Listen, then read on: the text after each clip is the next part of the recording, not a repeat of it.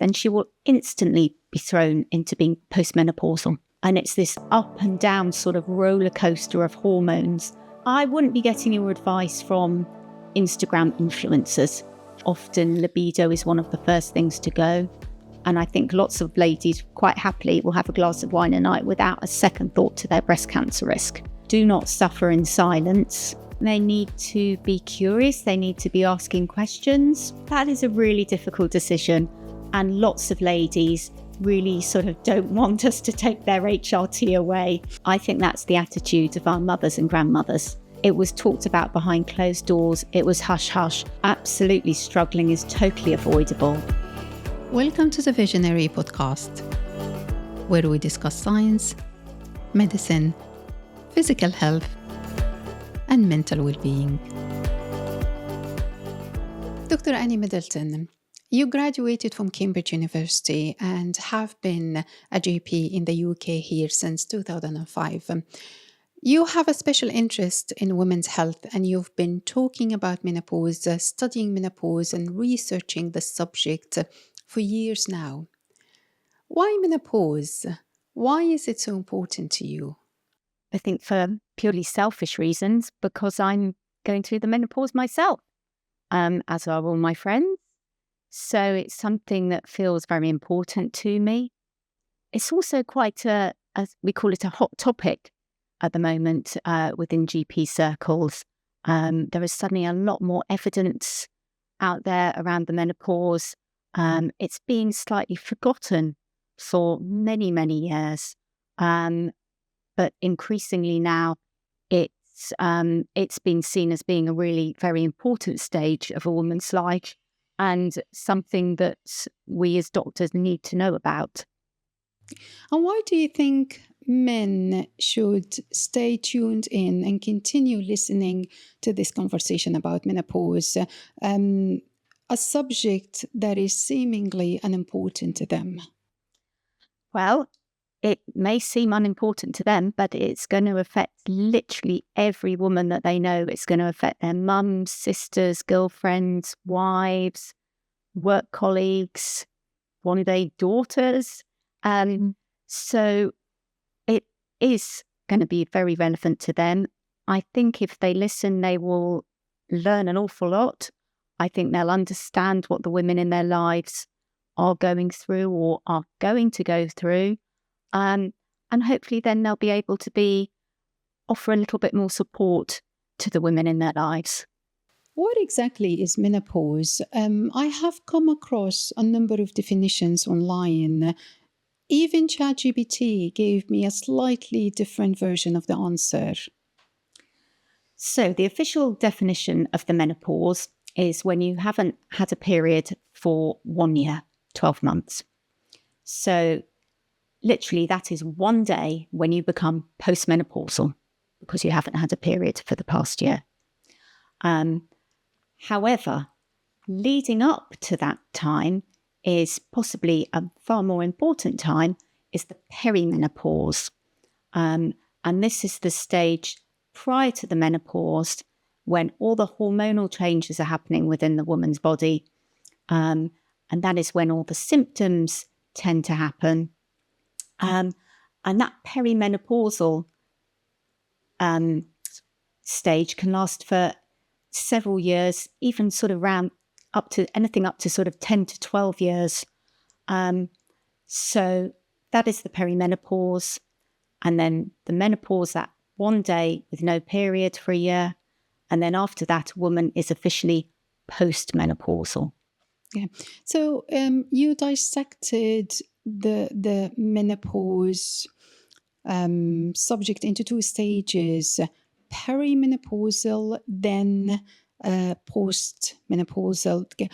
Could you please tell me at which age roughly does the first stage start and the second stage?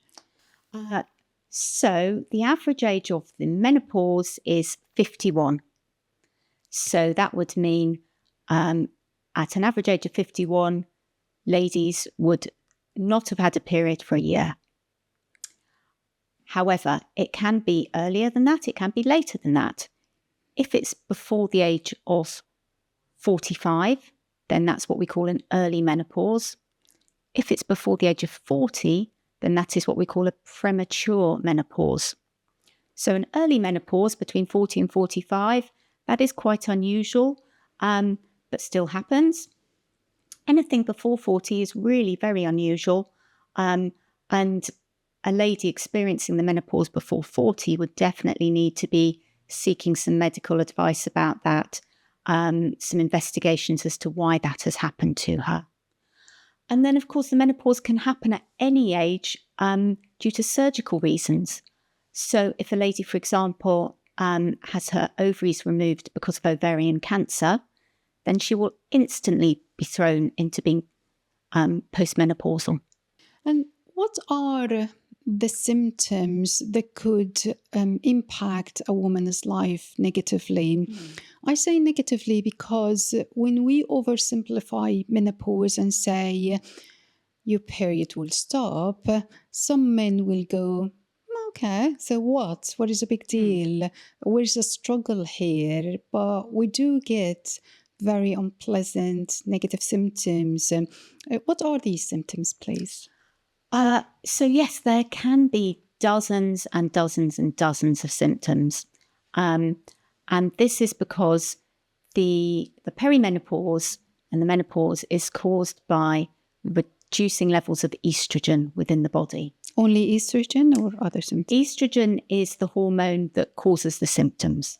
There are changes to other hormones, but it's mainly estrogen that causes the symptoms. And the body has estrogen receptors throughout it. So everywhere there is an estrogen receptor in the body, there can be symptoms. So, for example, if we start top to bottom, in the brain, there are estrogen receptors. So during the perimenopause, you can have problems with mood, irritability, depression, anxiety, brain fog.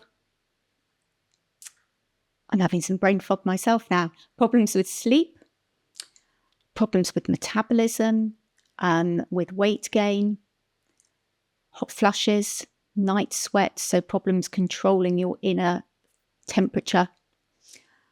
It affects the skin. So often ladies will notice that their skin gets drier. It affects the hair. The hair may thin, may fall out a little bit in places. Moving further down, it can affect the bladder. It can cause bladder irritability and urine infections. It affects the vagina and causes some vaginal dryness, soreness. It affects the bones and can cause thinning of the bones, osteoporosis. It affects the liver and how we process cholesterol. So often cholesterol will go up as ladies go through the menopause. Basically, you name it, the menopause will affect it.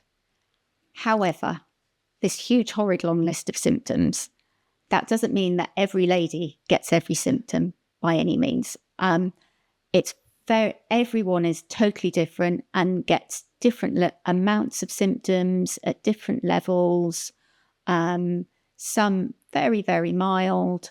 Some lucky ladies just seem to sail through with no symptoms at all. And some poor ladies have loads of awful, debilitating symptoms. But there are things that can be done for all of these symptoms.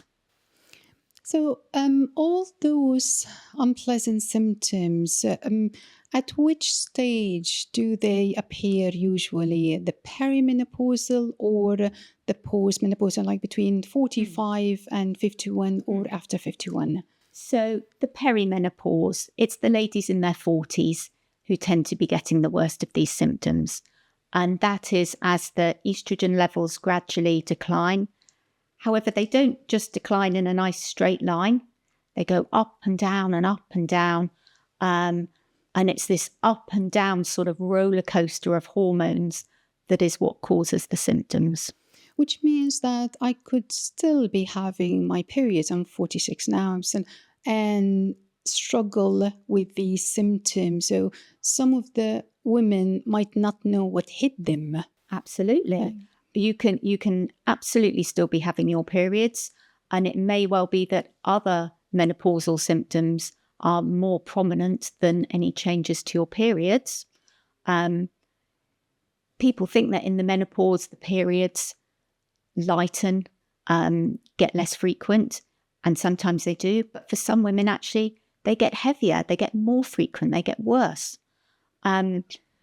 So, yes, a lady may still be having her periods and be totally unaware that all these sort of new, interesting, weird and wonderful, irritating symptoms are symptoms of the perimenopause. Yes, I know one thing or two about brain fog.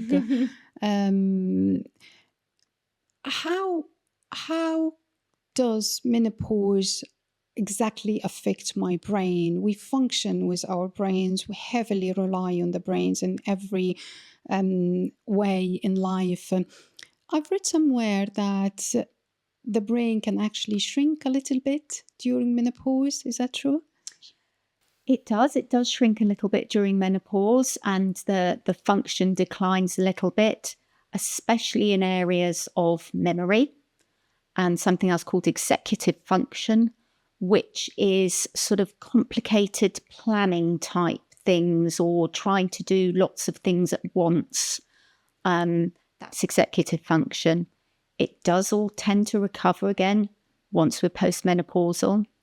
And there are things that we can do to try and help the brain during this period.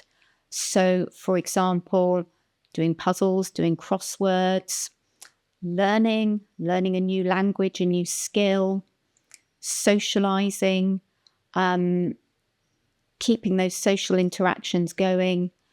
There are things that we can do to help the brain during this sort of tricky period. That's a very hopeful message.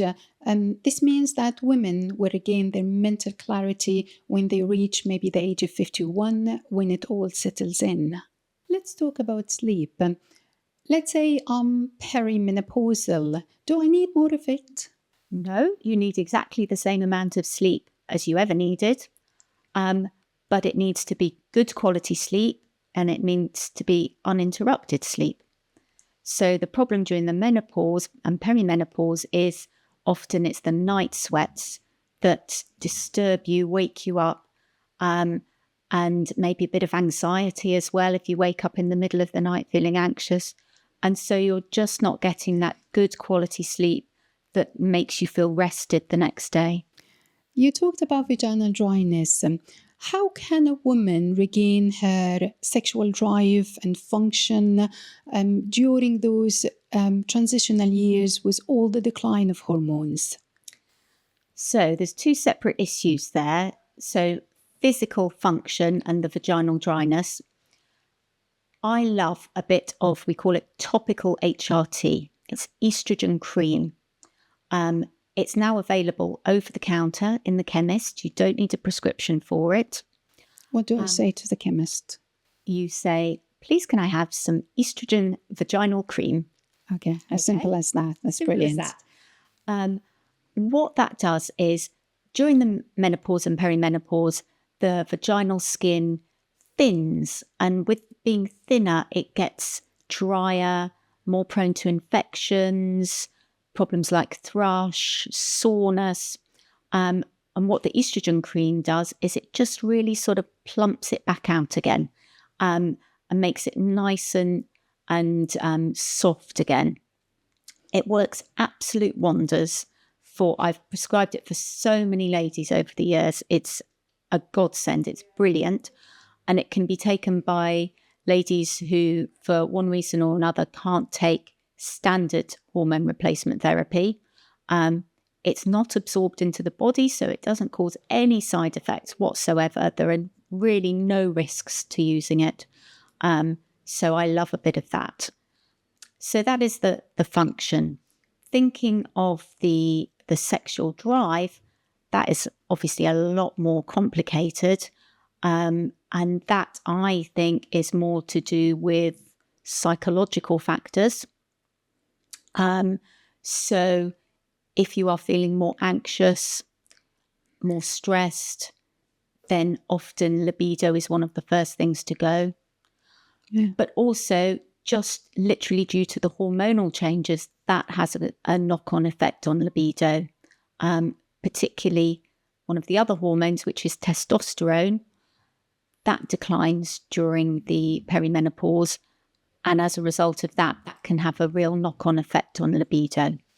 You mentioned something about the fact that some women are not able to get hormone replacement therapy. Why would that happen?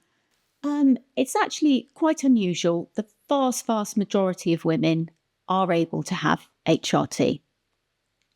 However, there is a very, very small increased risk of breast cancer with HRT. So ladies who are at very high risk already of breast cancer, or who maybe are being treated for breast cancer or in the past have been, they possibly still could have HRT, but I would understand if they felt very nervous about it and if their doctors also felt quite nervous about it. So those ladies might not be able to take HRT. This is a controversial argument that HRT might cause cancer. How can hormones negatively impact our bodies? So HRT has been around for decades. When it first came out, everyone thought it was brilliant and ladies flocked to go on it. Then in the early 2000s, a study came out called the Million Women Study, studying 1 million women who'd been taking HRT. And that study showed the increased risk of breast cancer.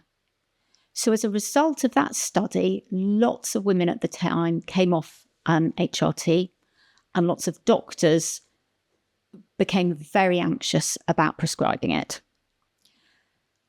Since then, that study has been shown to be actually very, very massively flawed. The ladies who were taking part in it, most of them were really quite elderly, much older than we tend to prescribe HRT to. And there have been loads of subsequent studies done, and it's been shown, yes, there is a slight increased risk of breast cancer. So for 1,000 ladies taking HRT and 1,000 ladies not taking HRT, there'll be 5 extra cases of breast cancer in the 1,000 HRT ladies. Okay, so it's still a very small risk, and it's actually smaller than having a glass of wine a night.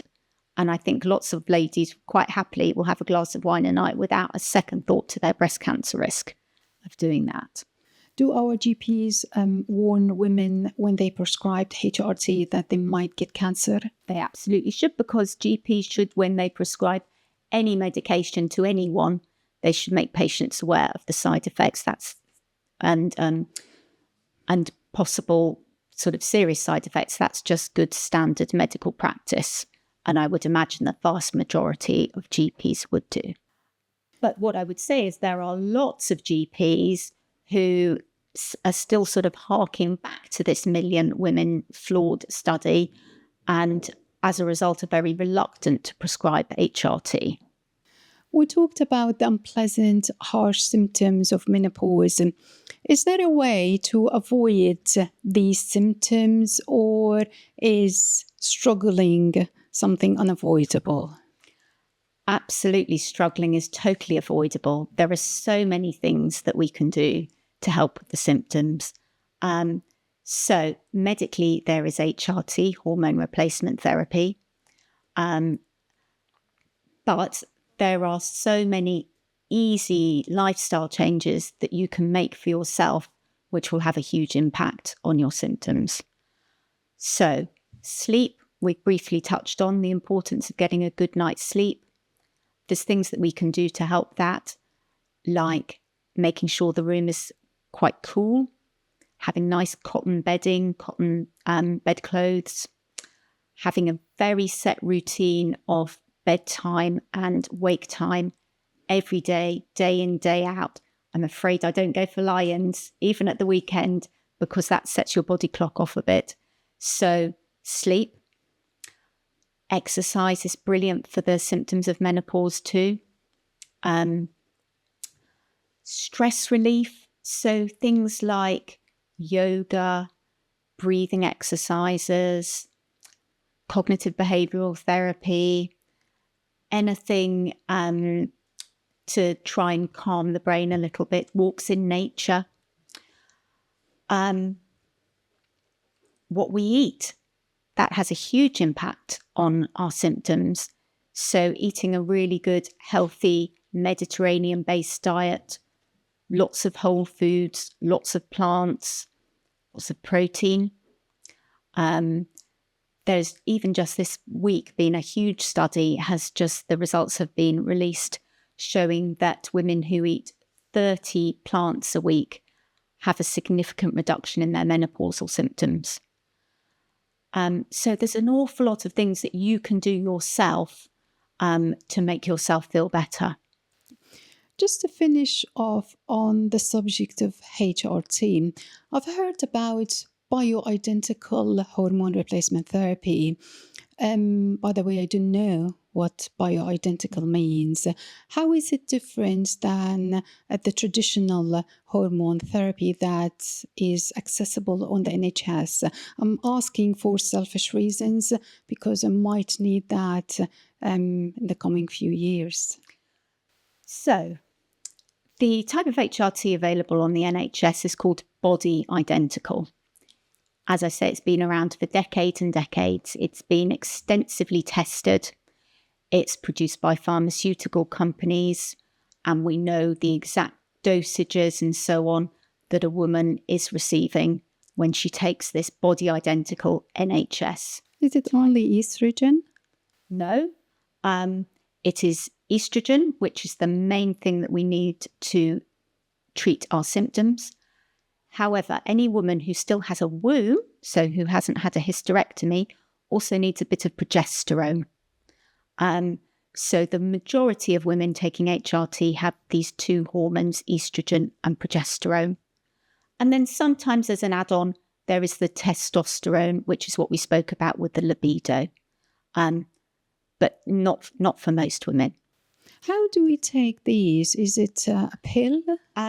So traditionally it used to be a pill, but actually that's really quite old-fashioned now, and has been found to be related to blood clots on the legs or the lungs.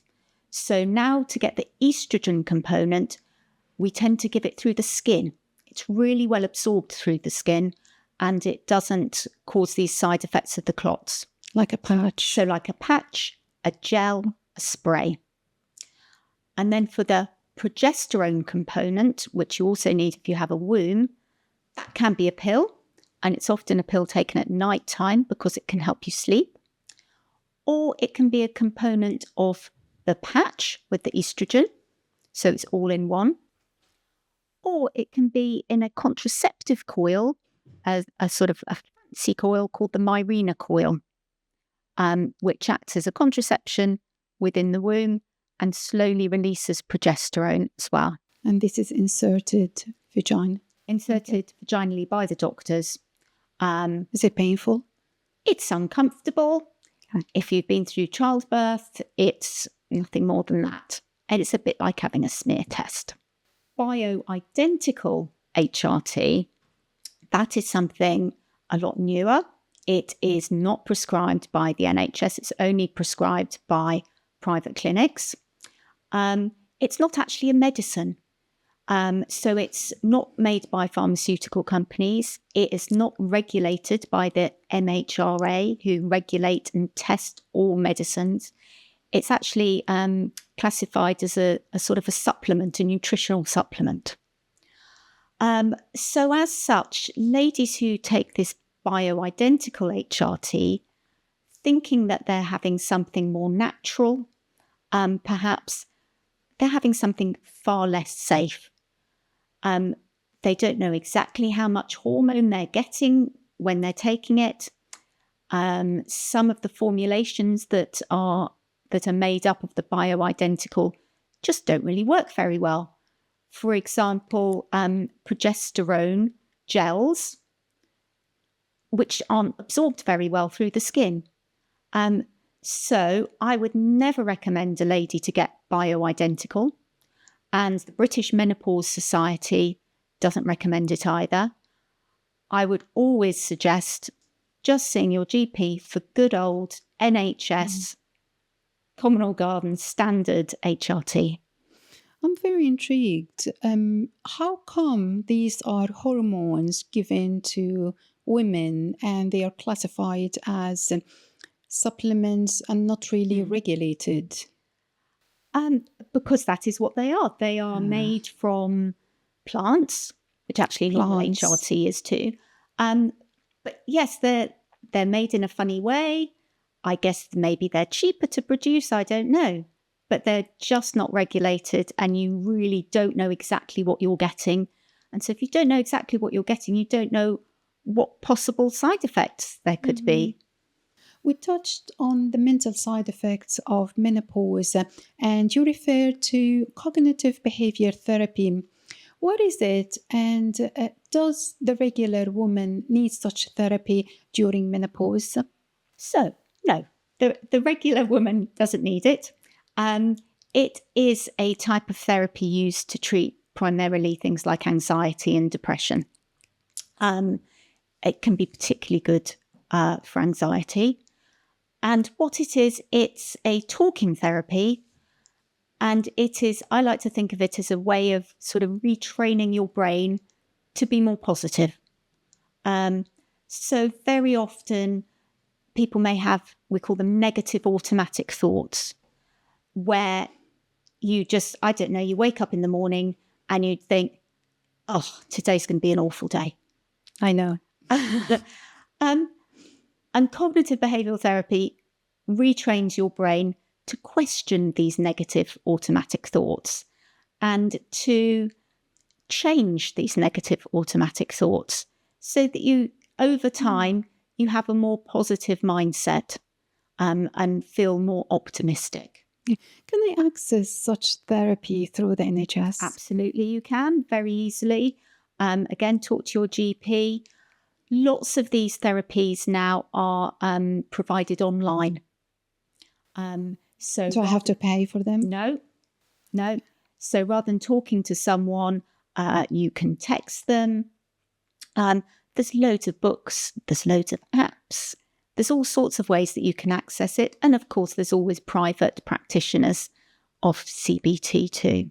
But the best way and the safest route is to knock on my GP's door. As always. I love it that you always mention talk to your GP, which is, of course, it makes sense. I have this feeling as a woman, when I get to that age, now I've learned from you that I'm perimenopausal, and this is a time where I get all the unpleasant symptoms. It explains a lot, I have to say, but I feel like every woman goes through this journey. It's nothing exceptional. I'm just a number, which means that I might be reluctant to reach out to my GP. My medical center is already very oversubscribed. When I do need an appointment with another concern, I see my GP after 3 weeks or so. What would you say to this attitude? Oh, I'm not going to knock on my GP because I have a lot to deal with, and I should deal with this on my own because everyone is going through this. Well, I think that attitude is quite sort of outdated now. I think that's the attitude of our mothers and grandmothers, just getting on with it. This is what's to be expected. Nothing you can do about it. But what I would say to that is, if you are having symptoms that are negatively impacting your life, there are things that can be done. So do not suffer in silence, just waiting it out. Do go and see your GP. Increasingly, more and more GPs are knowledgeable about the menopause now, and they will be able to help you. Have you studied menopause in your Cambridge years? No, not at all. But certainly when I was at medical school 20 plus years ago, there really was no mention of menopause at all. Obviously plenty all about pregnancy, childbirth, a bit about contraception, but menopause, nothing. And I think that has caused a huge problem now with lots of GPs of my age and older who just, unless they're particularly interested in the menopause and go out and educate themselves on it, just really don't know much about it at all. After graduation, and when you started your practice as a GP, what kind of training and what is the volume of training that you have received to talk about menopause and guide women through these years? So really, there is no formal training set out for GPs. It's very much guided by the GP themselves, going out and looking for that. So it's there's self-driven. nothing obligatory. Yeah. That's a bit depressing. I'm going to cut this, but it's a bit depressing. We talked briefly about diet and exercise. You're saying that these are the routes, one of the routes I can follow to ease the symptoms of menopause. Let's talk a little bit about exercise. I have seen this dichotomy or debate, which is better, cardio versus strength training. And it seems like everyone belongs to one camp or the other. If I have very limited time during the week, let's say 1 hour, 2 hours to work out, which type of exercise I should be doing? Well, I think absolutely a bit of both. I think they both have their benefits. So cardiovascular exercise for the overall fitness and health benefits, heart benefits. Strength training, though, very important because as we get older, we do lose muscle mass. So it's important to try and retain that muscle mass going forward so that we'll be healthier as we get older. But during the perimenopause, one of the most important types of exercise to do is what we call weight-bearing exercise. So that is things like running, jogging, skipping, trampolining, dancing, tennis, anything where you are stamping your foot down. And what that does is that produces a shock within the bones, and that stimulates the bones to strengthen. During the perimenopause, because of the reduction of estrogen, our bones do become thinner and we're at risk of something called osteoporosis. By doing this weight-bearing type of exercise, we can really help to mitigate the effects of that and really strengthen our bones. So we're then at less risk of things like hip fractures and wrist fractures when we're older. That's quite interesting. So the more shocks I give to my bones through exercise, the better. That's a good thing. Absolutely. Yes. So a shock to the bone strengthens it. You talked about diet. Which diet is most supportive of my body after the age of 45? And what's your take on alcohol and smoking? So obviously smoking, no, don't like smoking. The jury's out on vaping at the moment. Yeah. It can be useful for people coming off cigarettes. Certainly don't start vaping if you've never smoked. Alcohol in limited small quantities, that's okay. A bit of red wine, as we know, can be protective of the heart. There are certain foods that we can eat during the menopause that may help our symptoms a little bit. And these are foods that contain naturally occurring estrogens. They're called phyto-oestrogens. So those foods are things like tofu, soya, edamame beans, various types of pulses, chia seeds, things like that. So particular foods may help, but in general, a healthy Mediterranean style diet, lots of whole grains rather than processed, limited sugar, good fats from olive oils, avocados, things like that, loads of plants, loads of fruit and veg, seeds, nuts, all this type of thing. Okay. And these kinds of food, what do you call them again, please? Phyto-oestrogens. Phyto-oestrogens. Do they promote estrogen in my body So somehow? they're very similar to estrogens. So they look to the body a little bit like estrogen. Trick the body into thinking that I have estrogen. Exactly. Oh, that's quite interesting. Dr. Middleton, I didn't know much about menopause in my 20s.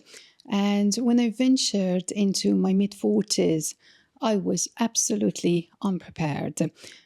How can the medical establishment educate women and empower them into knowing what happens in their bodies and hopefully guide them safely through this journey?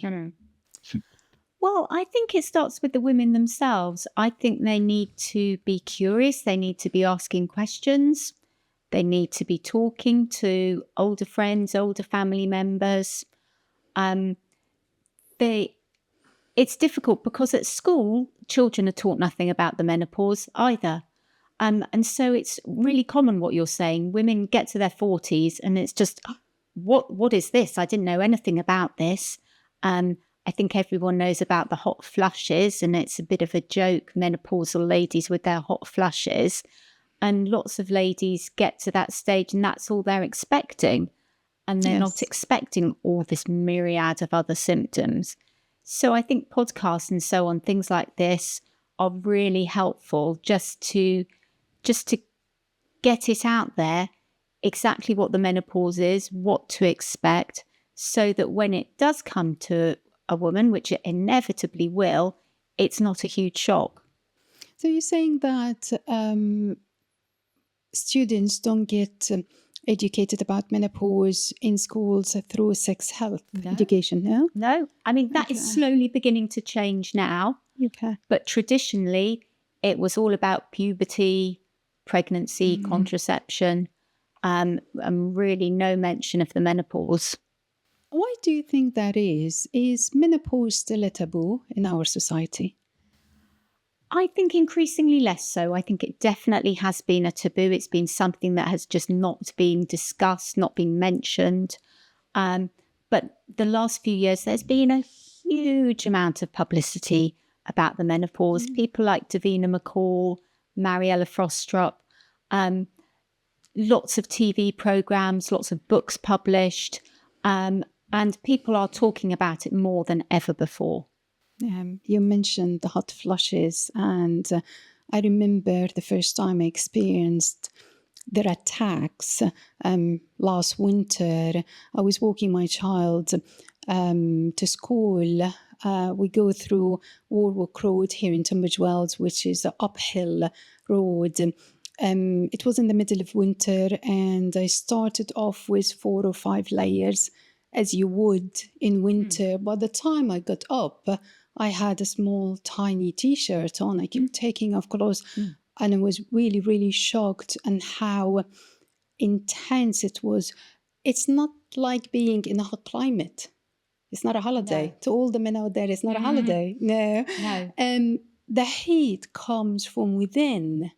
And it's such an unpleasant, horrible feeling. It shot out into my brain and I couldn't breathe. I can't begin to imagine how life would be like if I experienced this a few times a day. It would be a real struggle. We talked a little bit about the symptoms. How often, usually on average, will I get these unpleasant symptoms? Now, currently, I get flustered very, very quickly, especially up hills.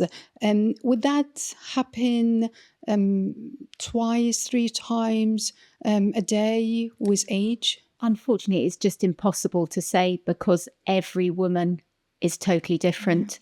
And you may well go through periods where you're getting this load several times a day, followed by then nothing for months on end. So I think it's just a matter of knowing what this is, realizing, yes, this is a hot flush. It's nothing to worry about. It will pass. Yeah, managing. Yeah. Annie, you hold additional qualifications in family planning and gynaecology. I appreciate that all bodily functions pertinent to women can be socially empowering. On the other hand, there's a part of me who thinks that we women are meant to be in physical disadvantage. Is there a reason why we get menopause? We don't really know, is the answer to that one. Other mammals, with the exception of the killer whale, don't go through menopause. We're the lucky ones. And they keep reproducing for their whole life. It could be that just we are living a lot longer now. Several hundred years ago, the deaths were so much younger that most women would die very soon after the menopause, maybe during childbirth, maybe as children. So maybe it's just a function of us living a lot longer. There is a theory, it's called the grandmother hypothesis, that maybe women go through menopause so that they can have a period of time looking after their children and their grandchildren, rather than having to worry about continuing to reproduce. Yes, because if they were in a way still interested in men and bearing children, there would be fewer people looking after the children while maybe men are out there hunting and gathering. That's very interesting. And also it's a survival of the fittest type thing. We would rather, on an evolutionary basis, have the younger, fitter women reproducing than the older, less fit women who, as we know, unfortunately, as we get older, the risk of having birth deformities and things like that increases. So it makes evolutionary sense that an elderly lady isn't having babies. Yeah, because this protects the species and makes sure that the offspring are healthy. Interesting. Annie, what are the myths that you would like to debunk now with us here about menopause? I think the myth that this is the end for ladies. Oh, I'm a dried up old postmenopausal woman. That is not the case at all. Yes, there are lots of symptoms, but there are lots of things we can do about the symptoms. And actually, the menopause can be a really freeing time for a woman's life. She no longer has to worry about getting pregnant. I must just say that you do need to continue with birth control until you are properly postmenopausal, until you have not had a period for a year. An HRT does not protect against pregnancy. So that is something to bear in mind if you go on to HRT. But yes, I like to see it as a new chapter. Things are changing in your body, yes, but there are lots of empowering things you can do to improve your fitness and your health. And it may well be a positive part of your life. After all, you're going to spend at least a third of your life, if not a half of your life, being postmenopausal. Yeah, you mentioned something now about HRT. So the timing of seeking hormone therapy is actually during the perimenopause. That's the best time. Okay, before I lose my periods. And this doesn't protect me from falling pregnant. No. So if you take HRT in your 40s and 50s, we think that the benefits outweigh any risks of HRT. So we think generally it's a good thing to do. If you take HRT into your 60s, we think the benefits are probably equal to the risks. If you continue to take HRT into your 70s and beyond, that's when we start to think that the risks outweigh the benefits. So the recommendation is to take HRT for the minimum amount of time needed to control your symptoms. And really, if a woman's getting into her 70s and still taking HRT, we would be having sort of serious chats about the risks associated with that. Now I'm asking for me free consultation. Now, I'm 46 and I have some symptoms, most importantly, the hot flushes, sometimes the sleep disruptions. Does this mean that this is a time to talk to my GP, knowing that the symptoms are still manageable? Okay, I guess I'm asking how severe the symptoms should be before I talk to my GP. So that is a very case-by-case basis. It depends entirely on your own personal feelings. So if your symptoms are mild, not affecting your life too much, you're not too bothered about them, fine. If your symptoms are severe, you're up all night, you're not sleeping, you're having marital problems because of your anxiety or depression, life is dreadful. Definitely talk to your GP. And the other thing just to consider, the other point to consider with HRT, as well as being useful for symptoms of menopause, it does protect against osteoporosis, the thinning of the bones. So if you said to me, oh, well, my mother had osteoporosis, my grandmother, my aunties, there's a strong family history. If you had other risk factors for osteoporosis, then I'd be more inclined to suggest HRT to you with milder symptoms, because it would be such a benefit for you from your bone health point of view. Yeah. So once I start struggling or I feel that this is getting too much, that's the time I should be seeking help. Another funny question, please, and I'm not sure how to put this correctly.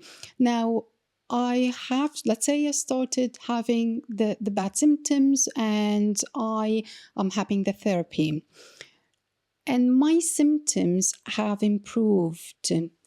Then I crossed the 51 years and I'm officially menopausal.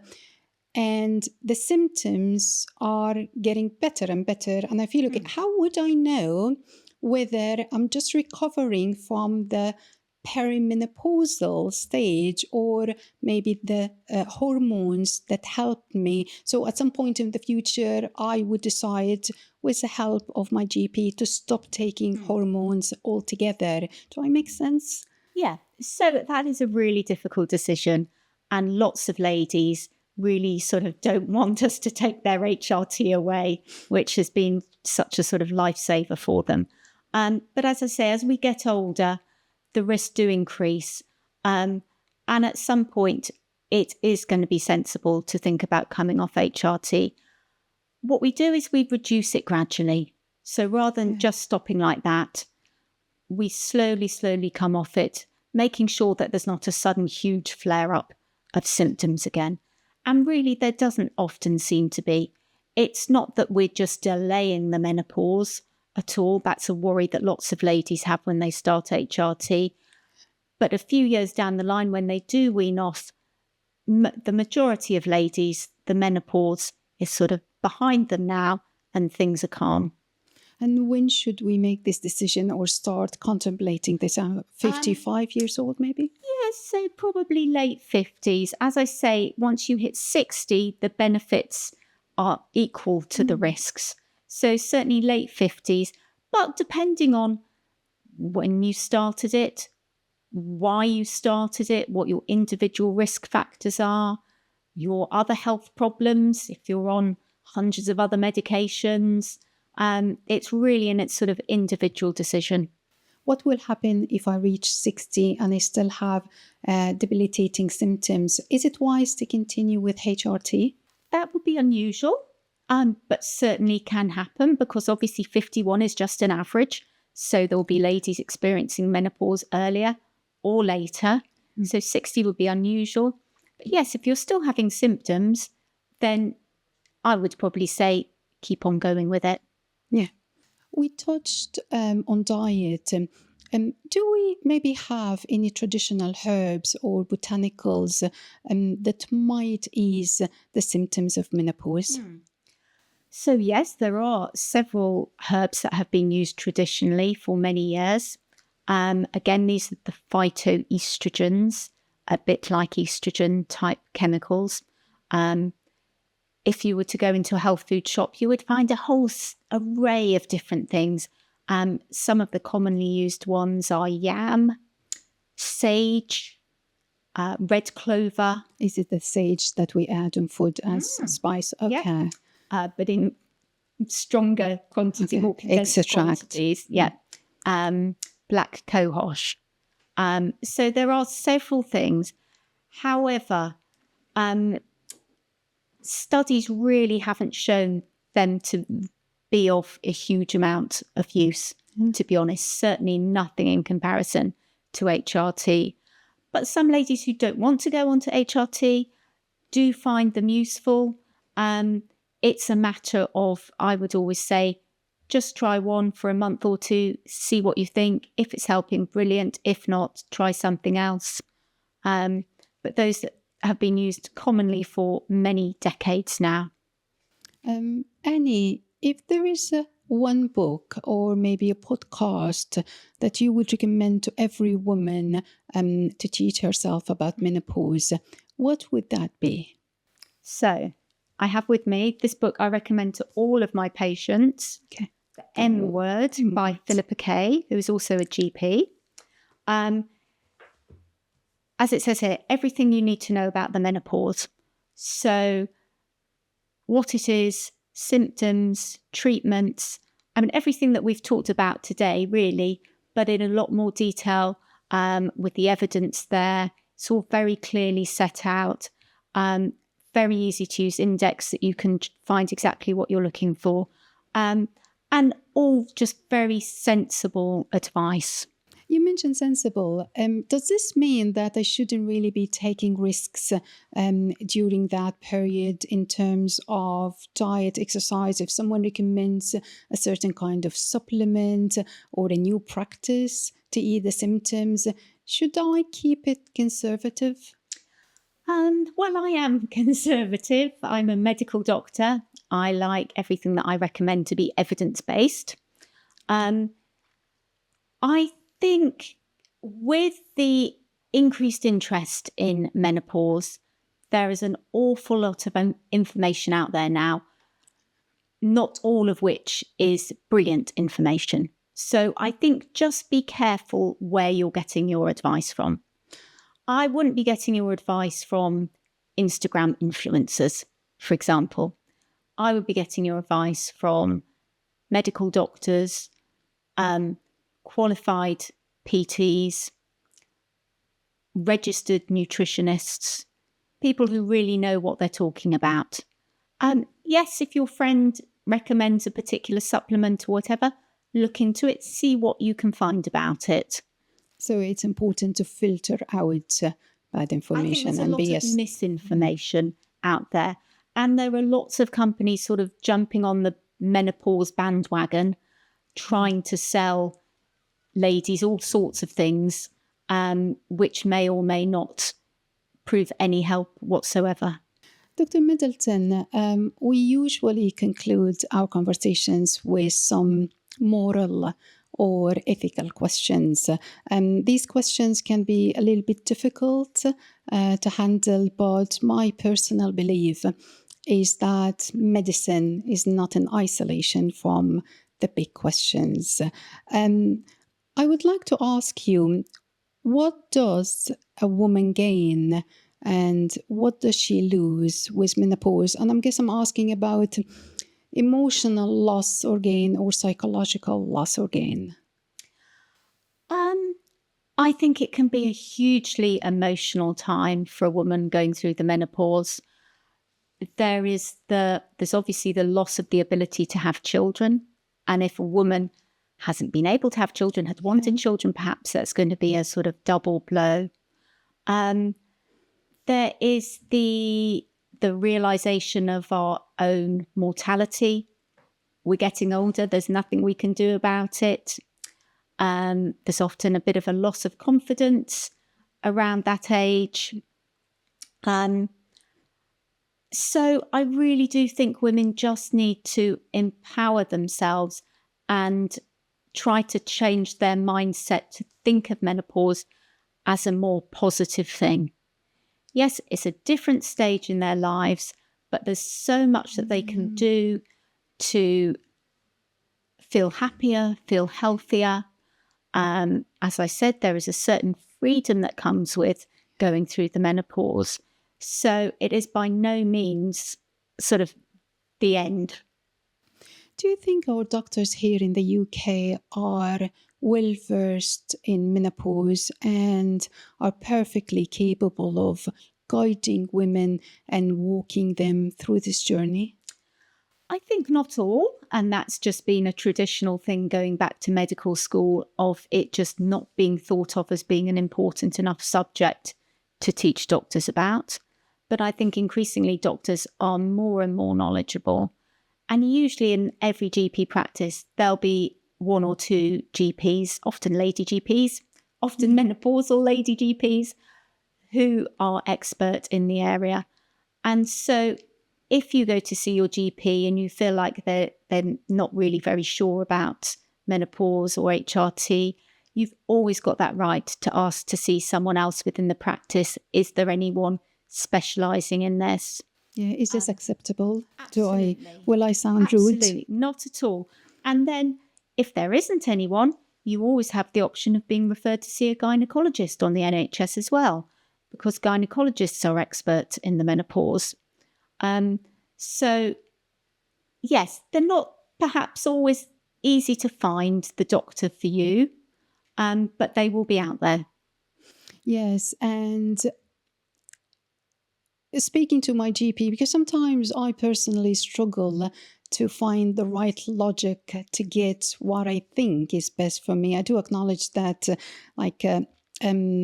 the reception guys and GPs know best, but if I feel that the advice that I got from a certain GP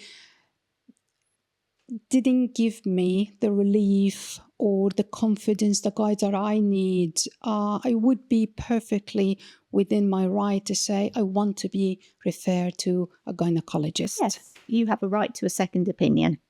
Annie, how can we bring the menopause discussion to the forefront so the greatest number of women can participate, engage, and also benefit from the findings? Well, I think things like this podcast are brilliant. And even sort of 10 years ago, there was nothing like this. It was talked about behind closed doors. It was hush hush. But there's just been an absolute explosion the last few years. And I would just encourage all women just to be open with each other. Talk about your experiences, not just with your girlfriends, with the men in your lives as well. I hope it's not too cheeky to ask. Have you done anything different in your diet or lifestyle to prepare yourself for the next stage in life? Absolutely. So I take HRT myself. I do weight-bearing exercise, and that is because actually for other medical reasons, I already have quite thin bones. So I do my weight-bearing exercise. How often do you do that? I do that twice a week. For how long? 2 hours in total, twice a week. I do weight training as well to build the muscles. And then I do try to follow a good healthy diet. Obviously, it's not easy all the time, but I try to practice what I preach. Dr. Annie Middleton, this has been a very detailed, thorough discussion about menopause. I have learned a lot from you today and from the research you have shared with me prior to this episode. Your insights are incredibly useful for both men and women. Thank you so much for being with us today. Been a pleasure.